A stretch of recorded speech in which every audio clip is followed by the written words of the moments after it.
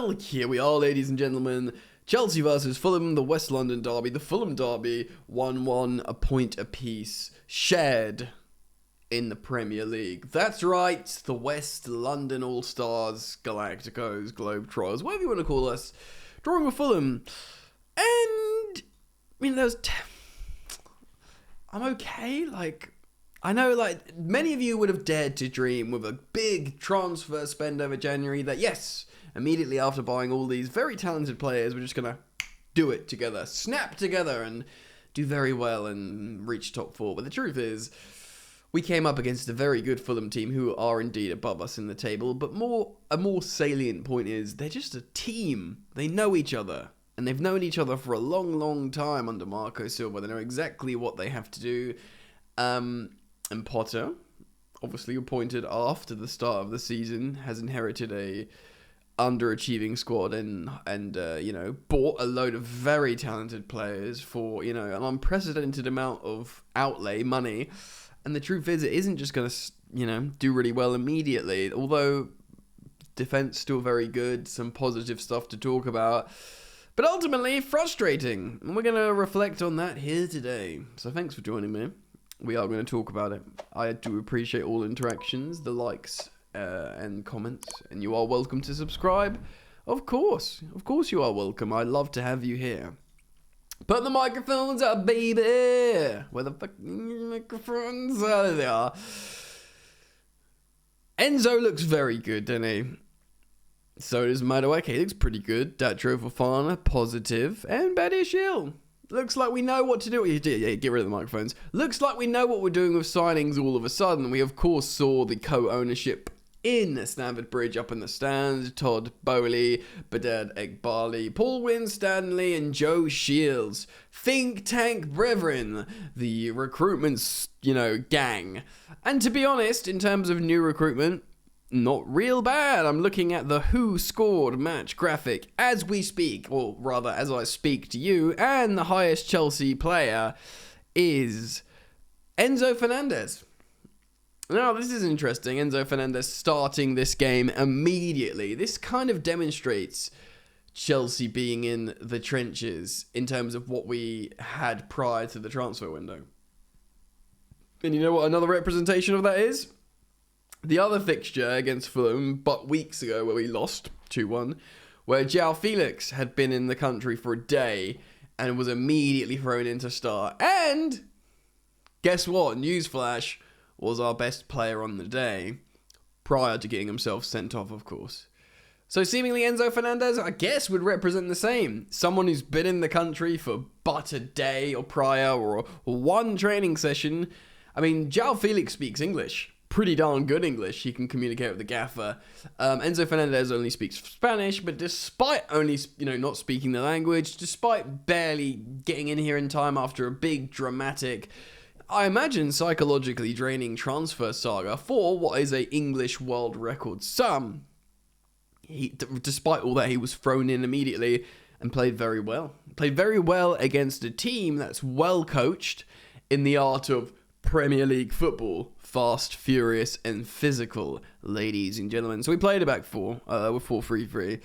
Kepa Arrizabalaga in goal. Reece James, which is a very welcome sight back. Marc Cucurella at left back. And the formidable centre-back partnership of Thiago Silva and Benoit Badiashile, who have started 3 games in a row next to each other and have consecutive clean sheets, as in 3 starts, 3 clean sheets. I think Benoit Badiashile might be the guy.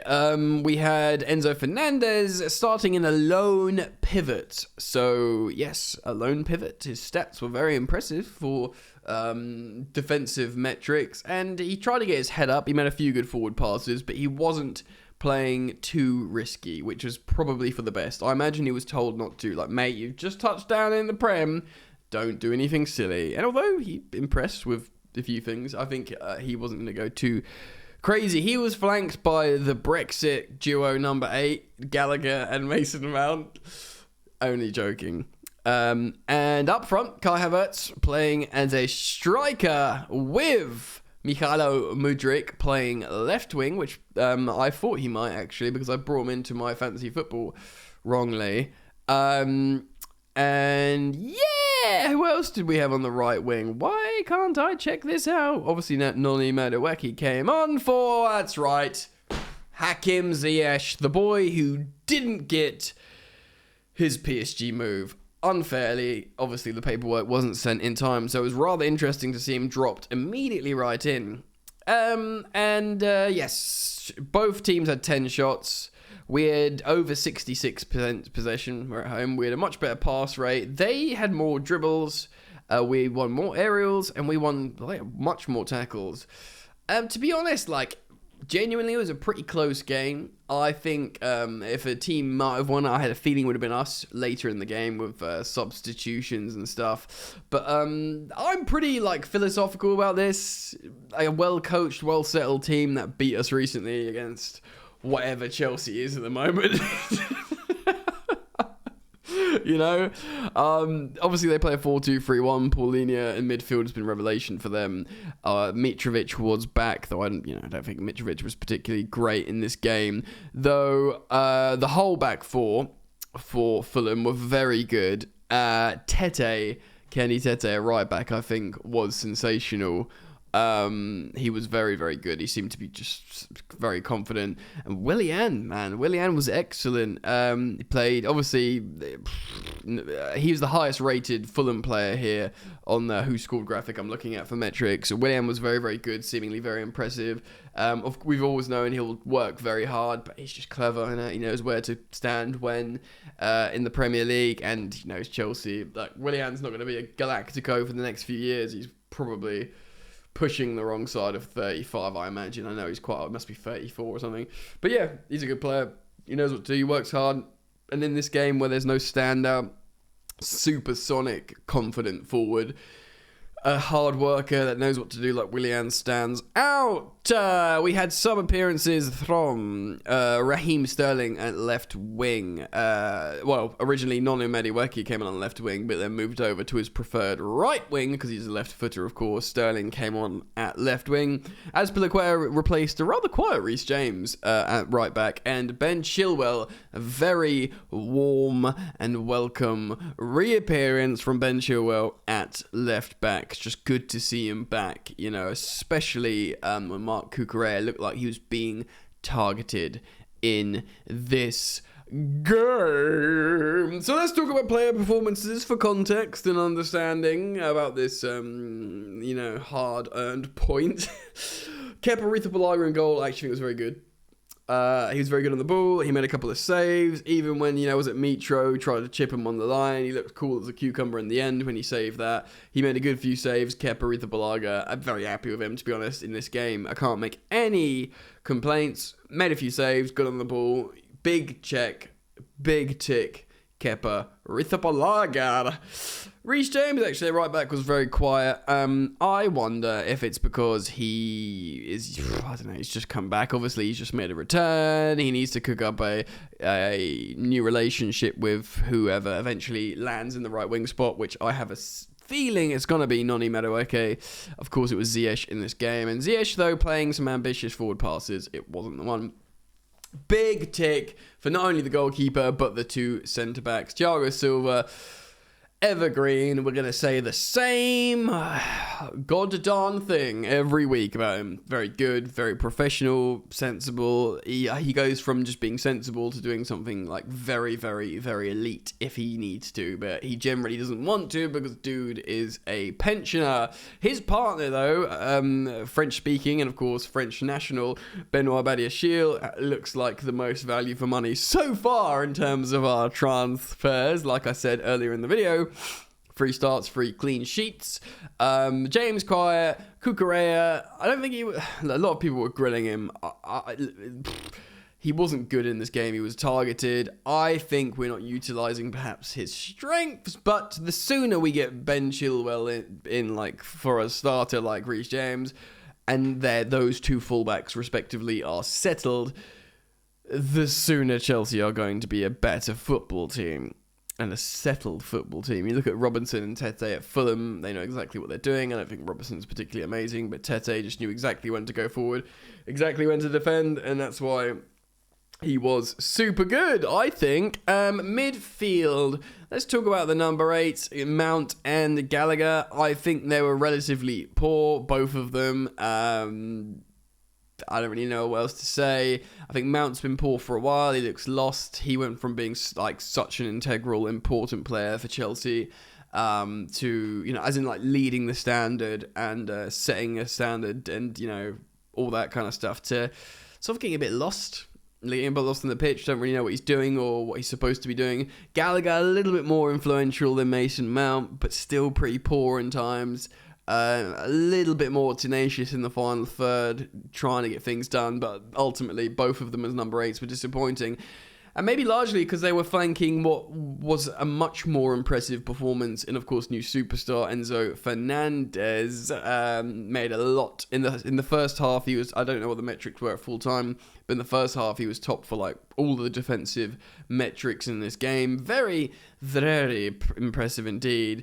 That's all completes our midfield. In terms of the front three, by the way, Aubameyang not in the squad and has been left out of the Champions League squad. I wonder if there's ramifications for that. Isn't the Turkish transfer window still open or something like that? I do wonder if maybe there's another league that he can get transferred to, because he's been left out of the Champions League squad, or rather, not left out. He's been removed from the Champions League squad, so that Fernandez, Mudryk, and who is it? João Felix can go in, I think, or like the 3 Super Galacticos that you'd want in.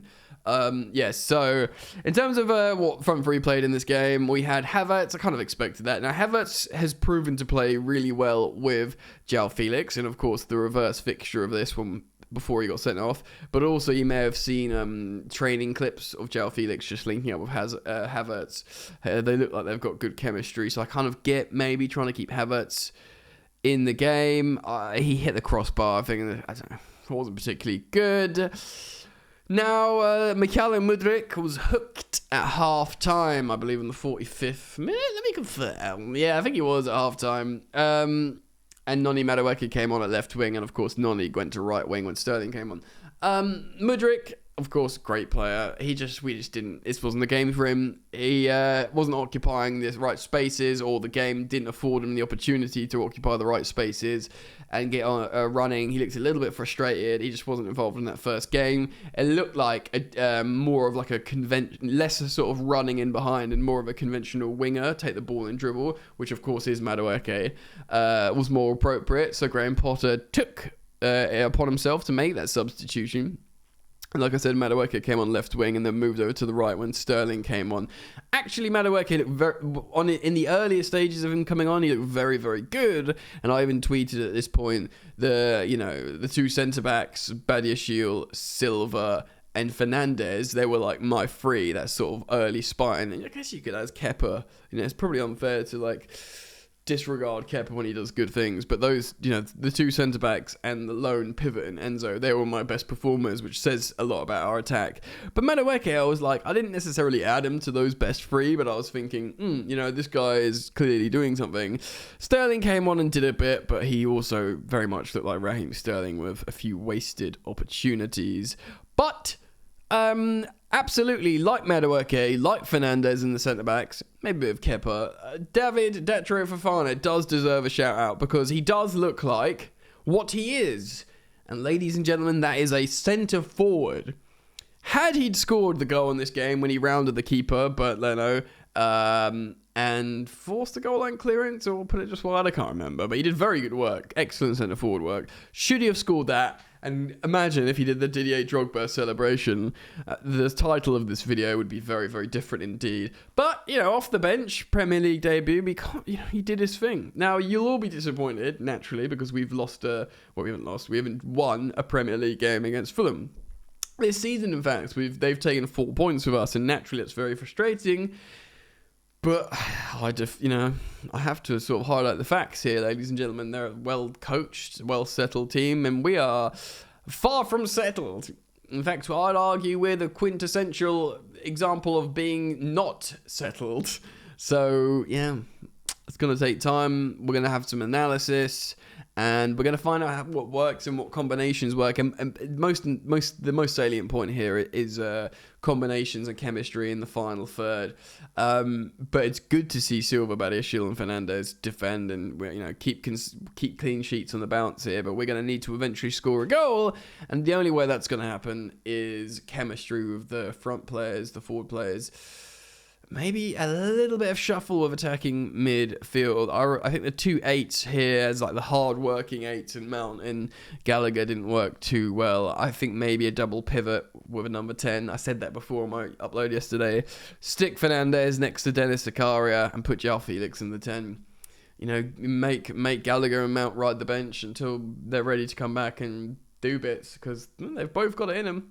Anyway, what do you guys think? I put it out to you guys. I'm very interested in reading your thoughts, feelings, and opinions in the comment section. Thank you for liking the video. We move, and the team will develop, and we will develop together. It's the journey, right, guys? See you very soon. Peace.